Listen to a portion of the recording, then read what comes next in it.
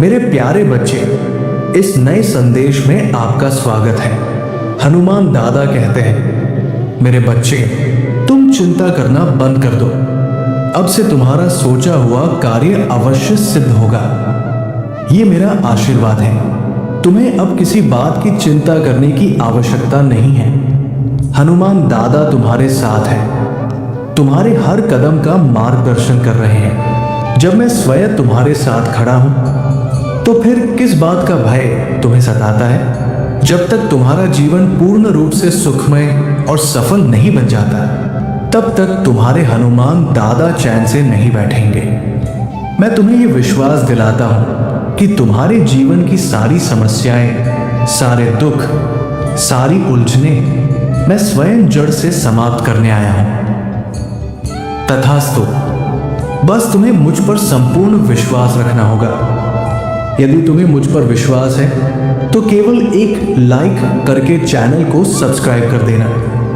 मेरे बच्चे, उस व्यक्ति को जिसने तुम्हारे साथ छल किया था, उसे बहुत बड़ी सजा मिली है। वो बहुत रोया है। पिछले महीने उसे हर जगह से अपमानित होना पड़ा है। हर दरवाजे से उसे ठुकरा दिया गया है। आज वो मुझसे एक और अवसर की भीख मांग रहा है। वो चाहता है कि तुम फिर से उसके जीवन में लौट आओ। वो चाहता है कि तुम उसे क्षमा कर दो। वो मेरी शरण में बार बार विनती कर रहा है। उसकी यही इच्छा है कि बस एक बार तुम उसकी बात सुन लो, एक बार उससे मिल लो। उसके बाद तुम्हारा जो भी निर्णय हो वो उसे स्वीकार है। परंतु वो अब भी तुमसे डरता है। वो तुम्हारी आंखों में आंखें डालकर बात करने की हिम्मत नहीं रखता, क्योंकि उसे ज्ञात है कि तुम उसकी आंखों में झांककर उसके समस्त कर्म जान जाओगे। वो नहीं चाहता कि तुम उसकी लाचारी देखो। वो तुम्हें ये नहीं दिखाना चाहता कि तुम जीत चुके हो। तुम्हारा सत्य जीत चुका है और उसका जीवन आज नरक से कम नहीं है। अब उसका सारा घमंड चूर हो चुका है। समृद्धि अब तुम्हारे कदम चूमेगी। मेरे बच्चे, अब वो तुम्हारा सामना करने योग्य भी नहीं रहा। ऊंची आवाज में बात करना तो बहुत दूर की बात है। उसके सारे निर्णय विफल हो गए हैं। उसने स्वयं ही अपने जीवन को बर्बाद किया है। वो तुम्हें सदैव कमजोर समझता था। तुम्हारी सलाह को वो कभी गंभीरता से नहीं लेता था। परंतु आज वही व्यक्ति तुम्हारी उस सलाह को सुनने के लिए तरस रहा है। आज उसे ये समझ आ गया है कि वही बेवकूफ सलाह उसके जीवन को बचा सकती थी। अब तुम भी किसी ऐसे व्यक्ति को सलाह नहीं देते जो तुम्हारी बातों की कद्र न करता हो। अब तुम किसी को मनाते नहीं हो। जिसे बात करनी है वो करे, जो नहीं करना चाहता न करे। तुम्हें अब किसी बात से कोई फर्क नहीं पड़ता। तुम्हारे पास अब समय नहीं है इन बातों के लिए। परंतु उस व्यक्ति को तुम्हारा अपमान करने की आदत लग चुकी थी। वो तुम्हें अपशब्द कहता था और हर बार उसकी गलतियों की क्षमा तुम ही मांगते थे। अब उसे शर्म आ रही है कि वह तुमसे क्षमा कैसे मांगे। वो चाहता है कि तुम फिर से पहले जैसे बन जाओ, जो अब संभव नहीं है मेरे बच्चे। और कहीं न कहीं वो ये भी जानता है कि अब तुम उसके पीछे नहीं भागने वाले। इसलिए वो मेरी शरण में आकर रोता है, गिड़गिड़ाता है और तुमसे एक और अवसर मांगता है। इस बीच तुम अपने लिए, अपने आत्मसम्मान के लिए जो निर्णय ले रहे हो, यही बात उसे सबसे अधिक पीड़ा दे रही है। क्योंकि जो व्यक्ति कल तक तुम्हारे बिना एक पल नहीं जी सकता था, वो आज तुम्हारे बिना इतना प्रसन्न कैसे है? ये बात उसे तोड़ रही है। उसे ये समझ आ चुका है कि तुम अब बहुत आगे बढ़ चुके हो और शायद उसे कभी क्षमा नहीं करोगे। अब वो मुझसे विनती कर रहा है, हे हनुमान दादा, मुझे ज्ञात है कि आपके लिए कुछ भी असंभव नहीं है। आप नामुमकिन को मुमकिन कर सकते हैं। आप कृपया उसका मन बदल दीजिए। हनुमान दादा, ऐसा होने से पहले ही वो मुझसे यही प्रार्थना करता है, हे प्रभु, कोई चमत्कार कर दो जिससे वो मुझे माफ कर दे। तथास्तु। मेरे बच्चे, पिछले 10 से 15 दिनों से उसके लिए एक एक पल काटना अत्यंत कठिन हो गया है। इन कुछ दिनों में उसके जीवन में इतने उतार चढ़ाव आ गए हैं कि उसकी पूरी दुनिया उजड़ गई है और इस तूफान के बीच उसे सबसे ज्यादा तुम्हारी ही याद आई है। कहीं ना कहीं मेरे बच्चे, तुम्हारे आंसू ही उसकी बर्बादी का कारण बने हैं। उसकी सारी खुशियां तुम्हारे साथ ही थी और आज वो तुम्हें पाने के लिए, तुम्हारा विश्वास जीतने के लिए हर दरबार में गया है। उसने हर चौखट पर तुम्हारे लिए मन्नत मांगी है, लेकिन मैं भी इतनी आसानी से उसकी ये इच्छा पूरी नहीं करने वाला। उसे भी वही दर्द सहना होगा जो उसने तुम्हें दिया था। रक्षा और न्याय तुम्हारे साथ है। उसके कर्मों की वजह से ही वो तुम्हारी नजरों में गिर चुका है और यदि उसे अपने आप को तुम्हारे सामने फिर से सिद्ध करना है तो उसे बहुत संघर्ष करना होगा। ये तो अभी सिर्फ शुरुआत है। मेरे बच्चे, तुम्हारे लिए तो वो तुम्हारा सबसे बेस्ट था, परफेक्ट साथी, क्योंकि तुम हर परिस्थिति को बेहद संयम और समझदारी से संभाल लेते हो। पर यदि वो फिर से तुम्हें पाना चाहता है तो अब उसे तुम्हारे लिए सच में परफेक्ट बनकर दिखाना होगा। तभी मैं उसे एक और अवसर दूंगा।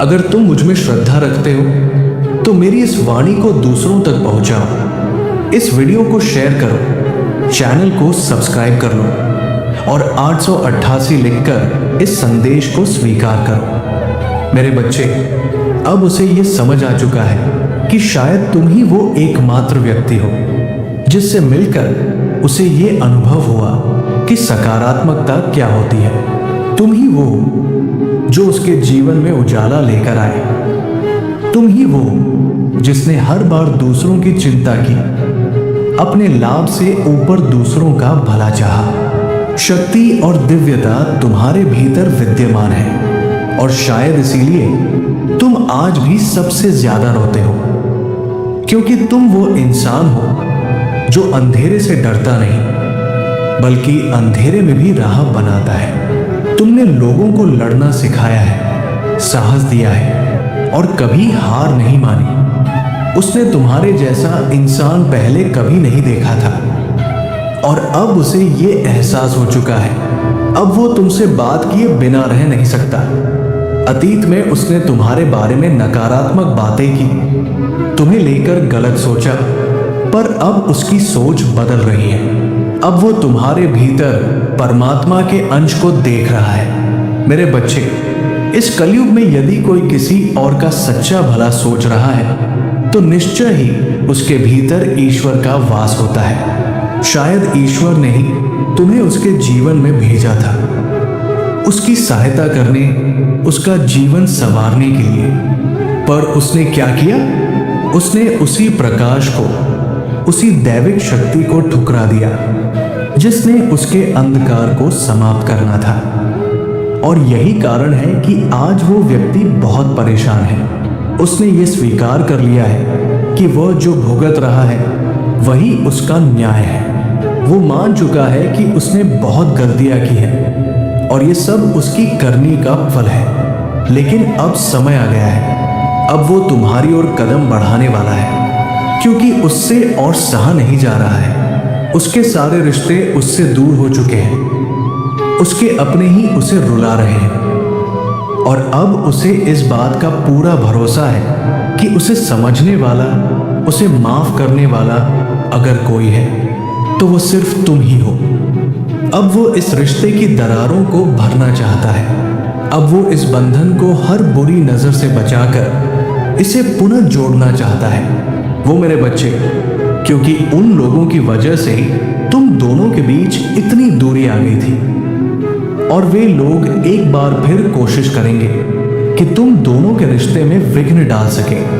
लेकिन तुम अपने प्रेम पर विश्वास बनाए रखना और जब वो व्यक्ति दोबारा तुम्हारे जीवन में लौटे तो उसे मेरी कृपा समझकर स्वीकार करना, उसकी बातों को सुनने का प्रयास करना, उसे समझने की कोशिश करना और अतीत को पीछे छोड़ देना, क्योंकि तुम्हें स्वयं भी पता है कि उसके बिना तुम अधूरे से हो जाते हो। हर बार अतीत की बातें लाकर तुम खुद को ही दुख देते हो और अपने रिश्ते को भी चोट पहुंचाते हो। यदि तुम उसे माफ करने की सोच रहे हो तो सबसे पहले अतीत को भूलना सीखो। उसके भीतर आए परिवर्तन को समझो। जब तुम बीते हुए समय को पीछे छोड़कर उसे माफ कर पाओगे, तब सबसे पहले तुम्हें खुद को ही शांति मिलेगी। तुम्हारा ही मन हल्का होगा, तुम्हारा दर्द कम होगा। मैं जानता हूं मेरे बच्चे, तुम बहुत रोए हो।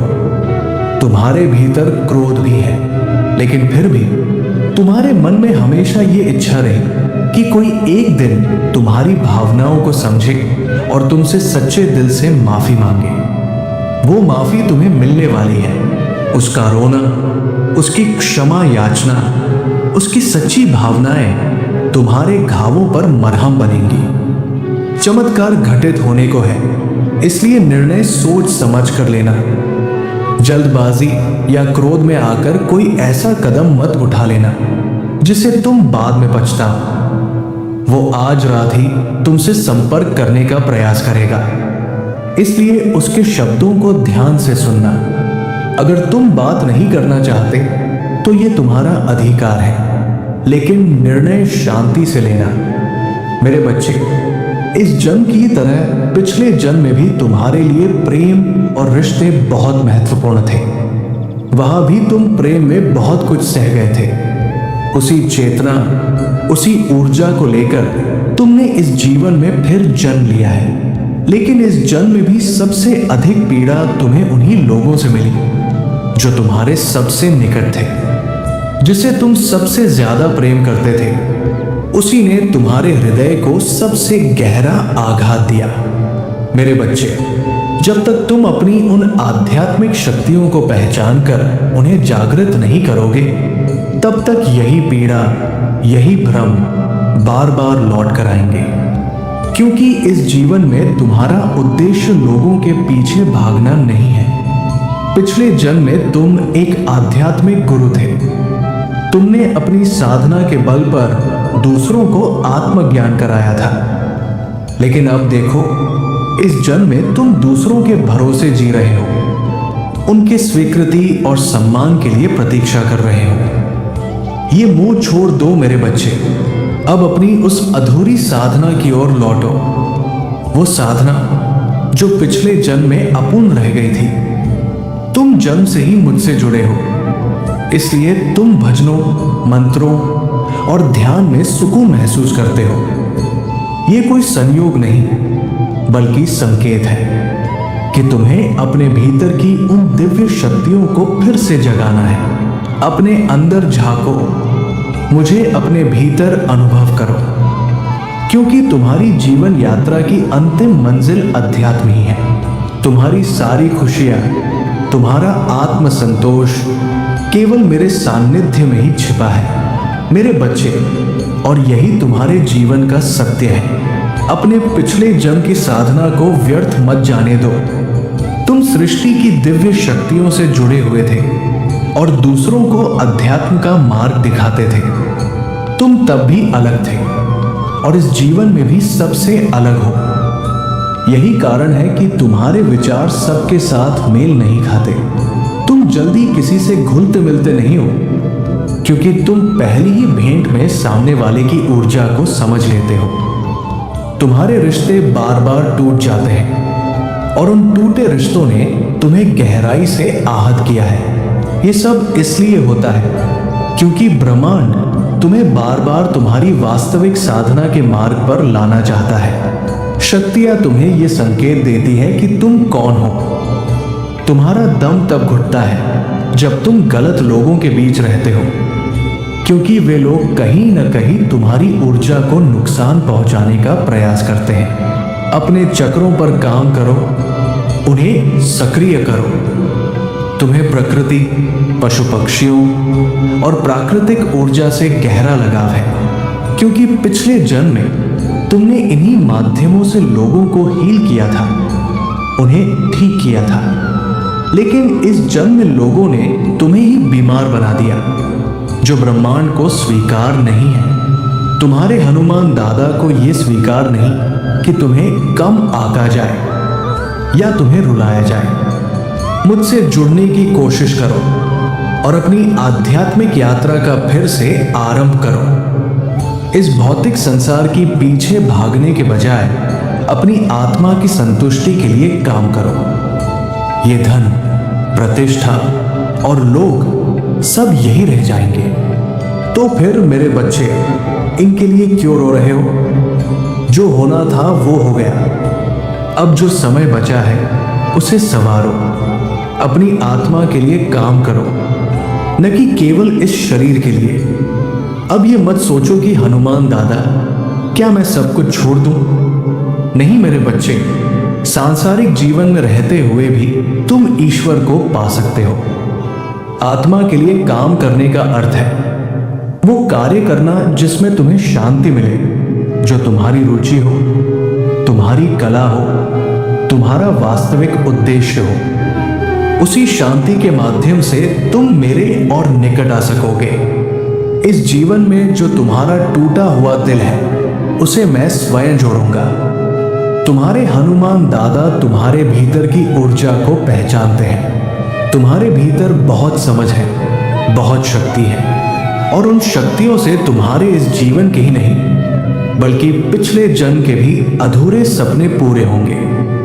बस अपनी शक्तियों पर विश्वास रखो और उन्हें जागृत करने का प्रयास करते रहो। समाज की भलाई में अपना योगदान दो, वही कार्य करो जिसमें तुम्हें खुशी और सुकून मिले, न कि वो जो समाज तुमसे करवाना चाहता है। अब किसी के लिए रोना बंद करो, क्योंकि जो तुम्हारे लिए नहीं रोए उनके लिए तुम क्यों आंसू बहा रहे हो? अपने आप पर काम करो, अपने वास्तविक स्वरूप को पहचानो, अपने जीवन के उद्देश्य को समझो और उसी की दिशा में आगे बढ़ो। बाकी जो भी तुम्हारे दिल में इच्छाएं हैं उन्हें तुम्हारे हनुमान दादा पूरी कर देंगे। तुम केवल अपनी खुशी को खोजो, बाकी सबकी खुशियों को मेरे ऊपर छोड़ दो। जो लोग तुमसे जुड़े हैं उनकी खुशी का ध्यान मैं स्वयं रखूंगा। तुम सिर्फ अपने अधूरे कार्य को पूरा करो। मेरे बच्चे, तुम्हें बुरे सपने बहुत आते हैं। तुम अक्सर अपने सपनों में नकारात्मक ऊर्जा देखते हो या खुद को संकट में पाते हो। इन्हीं सपनों के कारण तुम्हें गहरी नींद नहीं आती। नींद के बाद भी तुम्हारा सिर भारी रहता है, तुम्हारी ऊर्जा दिन भर कमजोर बनी रहती है और तुम्हारे मन में ये भय बना रहता है कि कहीं वह सपना सच न हो जाए। तुम्हारे सपने कई बार तुम्हारी समझ से परे होते हैं। मेरे बच्चे, ये सही है कि तुम जो सपने देखते हो वो पूरी तरह से वैसे नहीं होते, लेकिन जब भी तुम कोई बुरा सपना देखते हो वो तुम्हारे लिए एक चेतावनी का संकेत होता है। वे तुम्हें मेरे द्वारा भेजे गए संकेत हैं कि अपने भीतर की शक्तियों को जागृत करो और उन्हें सही दिशा दो। वो स्वप्न तुम्हें डराने नहीं बल्कि सावधान करने आते हैं। अब समय आ गया है कि तुम उन्हें नकारात्मकता की दृष्टि से ना देखकर उन्हें अपने आध्यात्मिक जागरण के द्वार मानो। ऐसे सपने जब तुम देखते हो मेरे बच्चे, तब तुम्हारे साथ कुछ न कुछ नकारात्मक अवश्य होता है। या तो किसी से लड़ाई हो जाती है या फिर लोग तुम्हें चोट पहुंचाने की कोशिश करते हैं। पर यह सब मेरी दिव्य शक्तियों की चेतावनी होती है। मेरे देवदूत हर संभावित घटना का संकेत पहले ही तुम्हें दे देते हैं। होने वाली हर बात का आभास तुम्हारे अंतर्मन को पहले ही होने लगता है। तुम्हारे शत्रु की भेजी हुई नकारात्मक ऊर्जा तुम्हारा कुछ भी नहीं बिगाड़ सकती, क्योंकि तुम्हारे भीतर मौजूद दिव्यता उसे हर बार पराजित कर देती है। तथास्तु, इसीलिए मैं तुमसे बार बार कहता हूं, ध्यान लगाओ, मंत्र साधना करो। जितना अधिक तुम मेडिटेशन करोगे उतना ही तुम्हारे भीतर की दिव्य शक्ति जागृत होगी और फिर किसी भी संकट की घड़ी में तुम उन शक्तियों को अपने पास बुला सकोगे। चमत्कार लेकिन ये तभी संभव होगा जब तुम उन शक्तियों से जुड़ना सीख जाओगे। और उन शक्तियों से जुड़ने का सबसे सरल और प्रभावी मार्ग है ध्यान करना। शुरुआत में ध्यान लगाना कठिन अवश्य होगा, मन भटकेगा, परंतु जैसे जैसे अभ्यास करते रहोगे समय कैसे बीत जाएगा इसका आभास भी नहीं होगा। जब तुम ध्यान में सिद्धि प्राप्त कर लोगे तब तुम देखोगे कि तुम्हारे विचार सत्य में बदलने लगे हैं, तुम्हारा चित्त स्थिर हो जाएगा, तुम्हारा मन शांत हो जाएगा और फिर कोई भी नकारात्मक शक्ति तुम पर प्रभाव नहीं डाल सकेगी। समृद्धि, तुम अपने पूर्वजों की ऊर्जा से भी जुड़ पाओगे, लेकिन इसके लिए तुम्हें सच्चे मार्गदर्शन की आवश्यकता होगी। किसी की भी बातों में आकर उन पर भरोसा मत करना। मैं स्वयं तुम्हारे लिए सही समय पर सच्चा गुरु भेजूंगा। शक्ति, इसलिए जल्दबाजी में किसी भी अयोग्य व्यक्ति को अपना मार्गदर्शक मत मान लेना, क्योंकि संभव है वो तुम्हारे शत्रुओं की कोई योजना हो। जहां अब तक तुमने धैर्य रखा है वही थोड़ा और सहन कर लो। अभी तुम्हारा कार्य है खुद पर काम करना, अपने भीतर की दिव्य ऊर्जा को पहचानना और उन्हें पुनः जागृत करना। जब समय आएगा तुम्हें अनेक सिद्धियां प्राप्त होंगी। यदि तुम अपने जीवन में सकारात्मक बदलाव चाहते हो तो सकारात्मक लोगों के साथ रहना सीखो, क्योंकि यही सकारात्मकता तुम्हारी सबसे बड़ी शक्ति है और यही वो ऊर्जा है जिसे तुम्हारे शत्रु छीनना चाहते हैं। रक्षा, मेरे बच्चे, तुम्हारे भीतर हमेशा विश्वास रहता है कि जो भी काम तुम करोगे उसमें सफलता तुम्हें अवश्य मिलेगी। तुम्हें भरोसा रहता है कि तुम्हारा रिश्ता अच्छा होगा, तुम्हारा करियर आगे बढ़ेगा और जो भी कार्य तुम शुरू करोगे उसमें तुम्हें सफलता मिलेगी। लेकिन अचानक ही सब कुछ उल्टा होने लगता है। तुम्हारे शत्रु ऐसी चालें चलते हैं कि एक ही क्षण में तुम्हें हर दिशा में पराजय मिलने लगती है। स्वास्थ्य बिगड़ने लगता है, रिश्ते टूटने लगते हैं, अपनों का साथ छूटने लगता है और चारों ओर अंधकार छा जाता है। लोग तुम्हें ऐसे देखने लगते हैं मानो तुमने कोई बहुत बड़ा पाप कर दिया हो। लेकिन ये सब अचानक नहीं होता मेरे बच्चे। इन सब का संकेत तुम्हें पहले ही मिलने लगता है, सपनों में, मन में, विचारों में। ये सब इसीलिए होता है क्योंकि ब्रह्मांड तुम्हें पहले ही सावधान कर देता है। तुम्हारी दिव्य ऊर्जा पहले ही तुम्हें जगाती है कि कुछ गलत होने वाला है। चमत्कार, अब समय है कि तुम उन चेतावनियों को समझो, उन संकेतों को पहचानो और उनकी ओर गंभीरता से ध्यान दो, क्योंकि जब तुम चेतना से जागरूक रहोगे तब कोई भी विपत्ति तुम्हें छू नहीं पाएगी। तथास्तु, तुम्हारे ख्यालों में अपने आप ही कुछ बातें आने लगती हैं। तुम सपने देखने लगते हो कि कुछ बड़ा या अनोखा होने वाला है, लेकिन फिर भी तुम उन बातों को नजरअंदाज कर देते हो।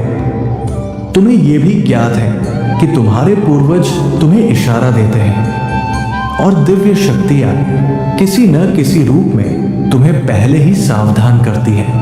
फिर भी तुम उन संकेतों को पूरी तरह समझ नहीं पाते, क्योंकि तुमने अभी तक उनसे जुड़ना नहीं सीखा है। तुमने अपने चंचल मन को शांत करना नहीं सीखा।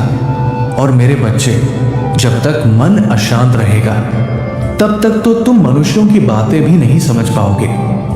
दिव्य शक्तियों की बातें तो बहुत दूर की बात है। यही तो चाहते हैं वे लोग जो तुम्हारा बुरा सोचते हैं, कि तुम कभी भी उन शक्तियों से न जुड़ पाओ, कभी साधना की ओर न बढ़ सको। इसलिए वे बार बार कुछ न कुछ करते हैं जिससे तुम्हारे जीवन में क्लेश बना रहे और तुम्हारा मन अशांत बना रहे।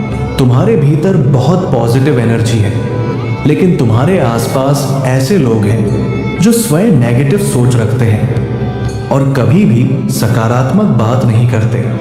यही पॉजिटिव और नेगेटिव ऊर्जा का टकराव तुम्हारे जीवन में तूफान पैदा करता है। जब भी तुम्हें समझ नहीं आता कि क्या करूं, क्या न करूं, तब मन में यही आता है कि आखिर ये सब मेरे साथ ही क्यों हो रहा है। तब मेरे बच्चे, तुम्हें समझ लेना चाहिए कि तुम्हारी साधना जितनी प्रगाढ़ हो रही है,